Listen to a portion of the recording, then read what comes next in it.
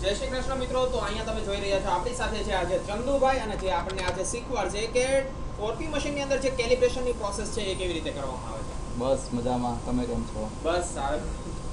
તો કેવી રીતે થાય છે? આપણે વર્ટિકલ સ્પોટિંગ ને એ બધી પ્રોસેસ આની અંદર જ કરવાની છે ને? કેલિબ્રેશન હા, કેલિબ્રેશન જ કરવાનું છે. ત્યાં તો સ્પોટ કેવી રીતે વર્ટિકલ તો થશે? થઈ ગયું છે.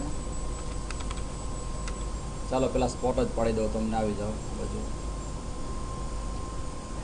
આ એક લેસર પાનું આવે છે, જેમને આ ડાય ઉપર મૂકવાનું હોય છે. અહીંયા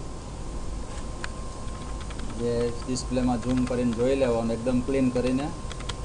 અને કેથી સ્પોટ પડશે, આનું લેસર ક્યાં પડે છે ખબર પડી જશે.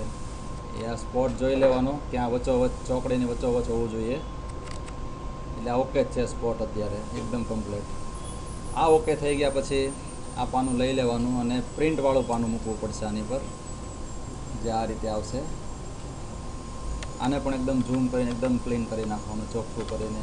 એના પર પણ કેથી સ્પોટ પાડીને F6થી ઝૂમિંગ કરવા નીચે આવી જાય.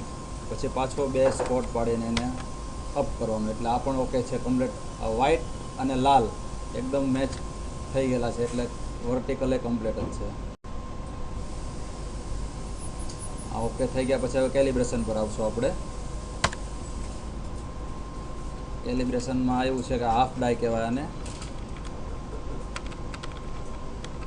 હાફ ડાયને આપણે પહેલાં એનું સેન્ટર લેવું પડે, જે એને પણ કેથી સ્પોટ પાડીને જોઈ શકાય છે કે બરોબર વચ્ચે પડે છે કે નહીં. તો વચ્ચે વચ્ચે જ છે, એટલે એને કંટ્રોલ S આપી દેવાનું.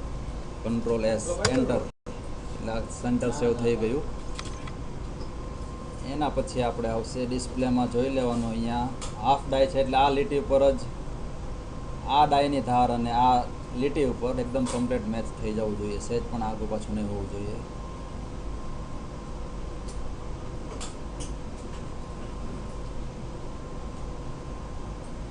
અને નહીં થાય તો થોડું મારી દેવાનું હાઈ ક્લાસથી, એકદમ મેચ થઈ જાય એ રીતે.